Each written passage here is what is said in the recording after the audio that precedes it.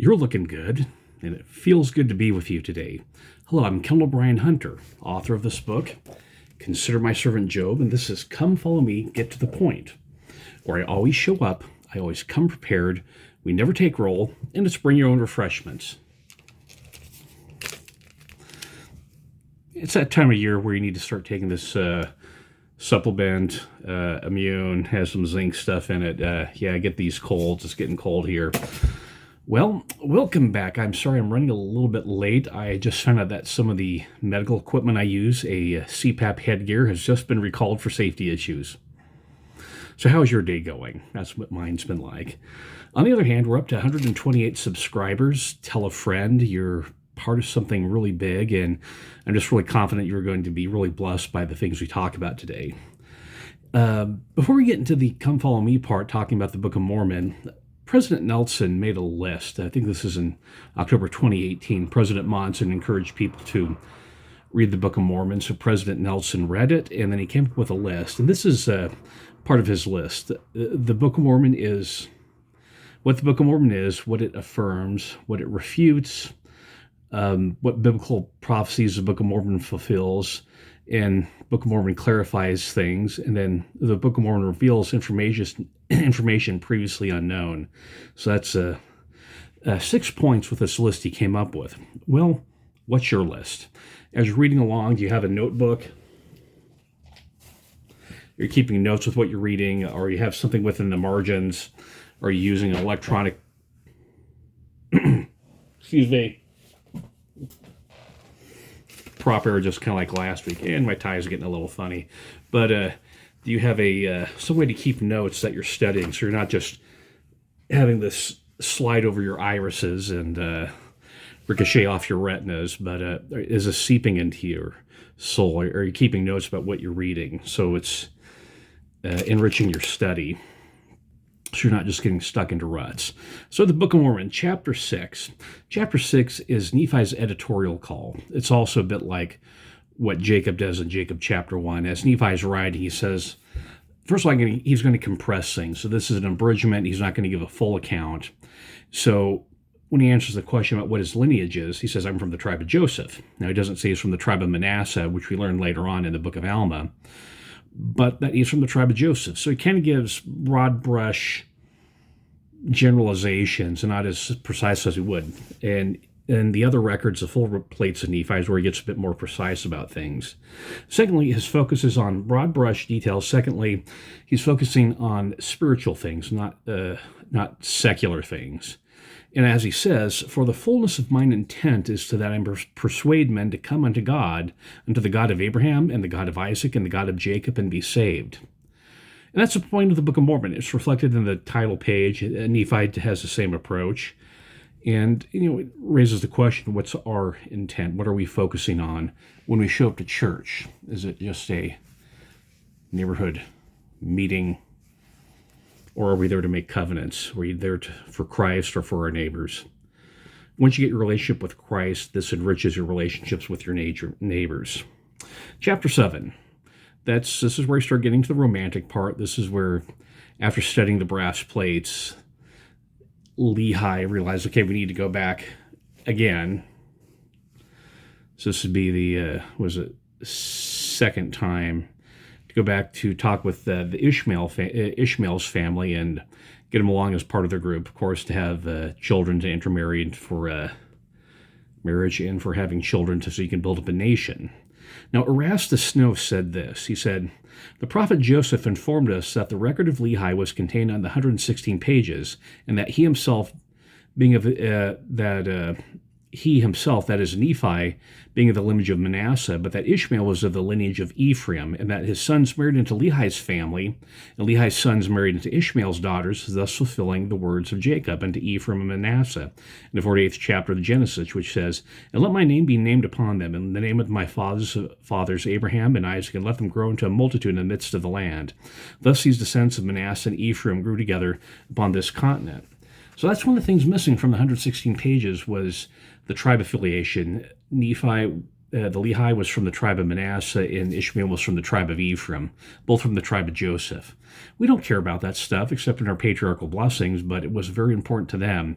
Plus, there's a lot of prophecies that this America is the land of Joseph, is promised to Joseph of Egypt, which we studied way back in the Old Testament 2 years ago or 3 years ago. And as Nephi is going there, you have what I call the crowd reaction problem. How do people respond to the words of the prophets? So you have Laman and Lemuel, two of the daughters Ishmael and two of the sons and their families rebel against it. And this raises some questions about the DNA thing. How large were the Ishmael's sons and their families? Were they married? Were their wives still alive? How many children were in this group? Was it just couples, or were there children and large families involved with it? And were these children, or the grandchildren of Ishmael, were they married? What was Ishmael's wife? What was she like? We don't know. And these are a lot of question marks that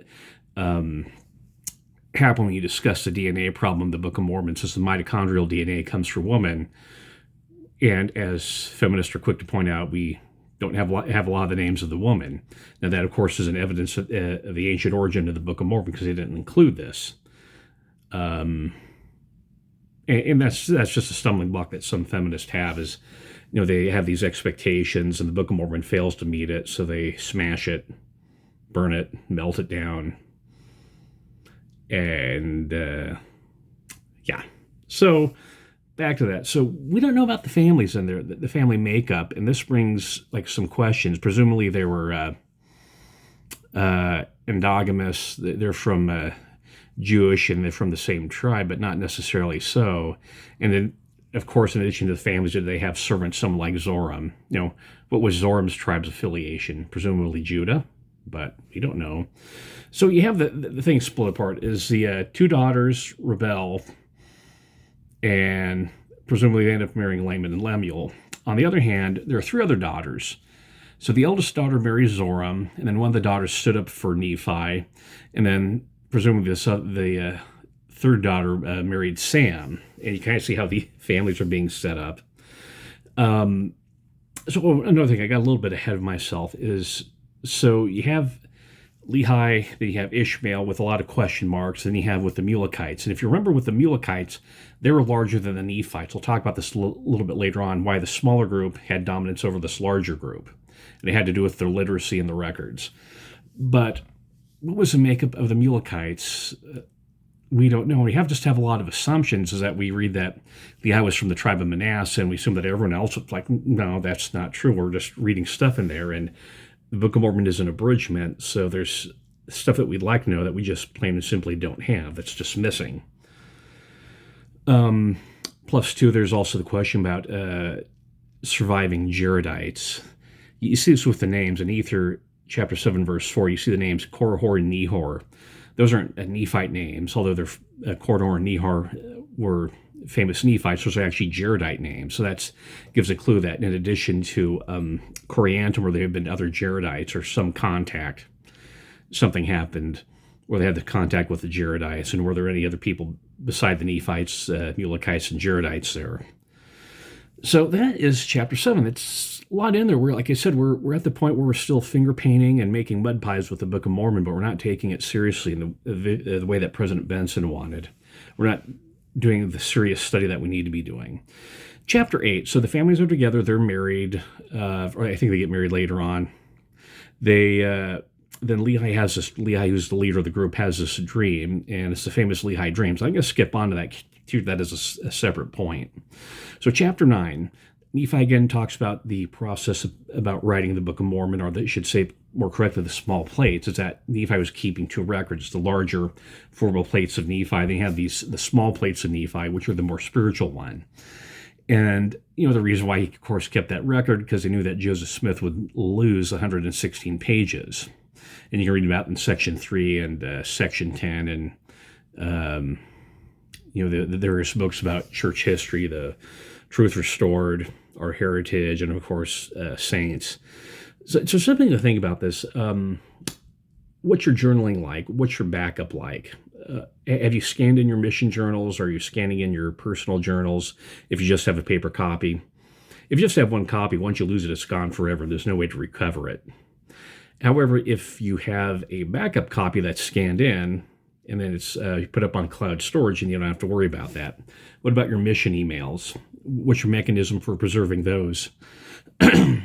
Have one cloud backup plus 3 thumb drives to make sure you got everything in control, you're not losing things. That's the lesson, 116 pages. Another thing to think about is, what are your journals like, secular, or spiritual? So something to think about. Chapter 10 is that this one is a very lengthy prophecy where Lehi is teaching from the plates, and he talks about Christ's mission. John the Baptist gets mentioned. Then after giving the general sermon, he starts giving individual counsel to his children. And this is important. Lehi gives the doctrinal foundation, then gives advice. And the thing about with teaching or giving a talk where someone just gets up there and says, okay, here's my 5 to-do points without laying a doctrinal foundation. When you read the Ezra Taft Benson manual, he has a chapter called The Power of the Word where he talks about this, is that we get focused on statistics and activities, but we don't lay the doctrinal foundation, which is going to strengthen your ward. Having 4 activities, 1 activity per quarter, or making sure everyone's studying the scriptures, reading Isaiah, what's going to strengthen your ward. Ward slip and slide activity or studying Isaiah. If you need unity in the ward, is it to hold it as the solution to hold an activity or to pray for charity? And what do you read about holding ward activities in 3rd Nephi? So that's something that kind of irritates me, that we focus on activities at the expense of doctrinal teaching. So Lehi gives counsel to his children, and that's the pattern that we teach the doctrine and then we give advice. But this also created an environment for Nephi, which was conducive for Nephi desiring. He wanted to see and understand like his father did, and that led to Nephi's getting Lehi's dream, in which we'll talk about in our next reading. But another thing to think about, too, is when we lost 116 pages, how much of Lehi's teaching was lost. This is very sophisticated teaching. As you read in 2nd Nephi, as he's teaching people, he's a great prophet. He's a prophet in his own right. He's a deep teacher, a deep thinker, a deep prophet, and we lost a lot of that. So let me circle back. We're at 12 minutes, and this is get to the point. And Lehi's dream. So the first thing to think about is the symbols. And the second thing is the doctrine. As you study these dreams, you'll see a lot of symbols. And this is kind of like how dreams work, or at least your dreams, is paying attention to symbols in Lehi's dream, but also your dreams. So if you're from the tribe of Ephraim or Manasseh, you have this birthright of having dreams and being able to discern them and being taught through dreams. And are you keeping a journal by your bed, or getting up, have your phone and able to dictate into your phone the dream you had so you don't lose track of it? And you understand the parallel between what you see like a tree of life and how does that parallel Christ? Why is the great and spacious building such a powerful symbol? The height, the looming, the multitudes of people mocking you, people in fine dress, people who are, if you're susceptible to visual impressions, seeing a tall building and people dressed in finely and expensive clothing, and you may be susceptible to that, and that's, some people are like that. But that's an important symbol. We also understand the doctrine about how people congregate in great and spacious buildings. So Lehi's dream, it's also a template or a pattern like the endowment, that this is how the world works. In fact, if you have any questions about, okay, what am I supposed to do with my life? How does it fit into Lehi's dream? And go back to your journal and draw the pictures like we did as a little kid. Now, here's another thing about Lehi's dream. First of all, like I said, is figuring out how your life fits to the pattern that you see with Lehi's dream. Is that, okay, what's your tree of life? What's your great and spacious building? What's your iron rod? What's your circumstances like? Are you working with your family? What's the river? Ask those questions of yourself, and you'll just be amazed at how your life gets transformed when you realize that Lehi's dream was actually your dream too, because it helps you give a framework for obedience. So what I'm going to do is this is going to stretch this out a little bit longer. So this would be a supersized come follow me. Let me do something, get my tablet ready. Now, Joseph Smith's father, Joseph Smith Sr., also had potent dreams. And he had this dream which is very similar to Lehi's dream. And it's recorded by Lucy Smith. Joseph Smith's mother recorded this dream of her husband. And so I'll read this. I thought, said he, Joseph Smith Sr., I was traveling in an open, desolate field which appeared to be very barren. As I was thus traveling the thought suddenly came into my mind that I had better stop and reflect upon what I was doing before I went any farther. So I asked myself, what motive can I have in traveling here, and what place can this be? My guide, who was by my side as before, said, "This is a desolate world, but travel on." The road was so broad and barren that I wondered why I should travel in it, for I said to myself, broad is a road, and wide is the gate that leads to death. And many there be that walk therein, but narrow is the way, and straight is the gate that leads to everlasting life, and few there be that go in thereat. Traveling a short distance further, I came to a narrow path. This path I entered, and when I beheld a beautiful stream of water which ran from the east to the west. Of this stream I could not see neither the source nor yet the mouth, but as far as my eyes could extend, I could see a rope running along the bank of it. Not an iron rod, but a rope, as high as a man could reach, and beyond me was a low but very pleasant valley, which stood a tree such as I had never seen before. It was exceedingly handsome, insomuch that I looked upon it with wonder and admiration. Its beautiful branches spread themselves somewhat like an umbrella, and it bore a kind of fruit in the shape much as a chestnut burr, as white as snow, or if possible, whiter. So there's some similarities but difference. So a chestnut tree. I gazed upon the same with considerable interest, and as I was doing so, the burrs or the shells commenced opening and shedding their particles, a fruit which they contained, which was of dazzling whiteness. I drew near and began to eat it, and I found it delicious beyond description. As I was eating, I said to my heart, I cannot eat this alone. I must bring my wife and my children, that they may partake with me. Accordingly, I went and brought my family, which consisted of a wife and 7 children, and we all commenced eating and praising God for the blessing. We were exceedingly happy, insomuch that our joy cannot easily be expressed. While thus engaged, I beheld a spacious building standing opposite the valley which we were in, and it appeared to reach to the very heavens. It was full of doors and windows, and they were all filled with people who were very finely dressed. When these people observed us in their low valley under the tree, they pointed the finger of scorn at us and treated us with all manner of disrespect and contempt. But their contumely we utterly disregard.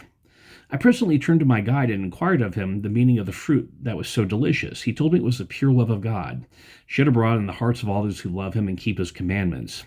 He then commanded me to go and bring the rest of my children. I told him that we were all there.